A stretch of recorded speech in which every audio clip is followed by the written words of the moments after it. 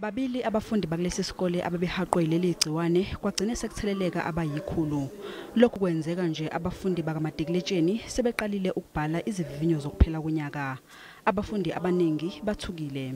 Most of our learners in this particular school are coming from a specific area which is called Tembisa and Timqeshi. Then those learners, when they are there, even if you go there, you'll find out many people are not wearing masks. And there are two popular taverns there. Most of our learners are always there in those taverns.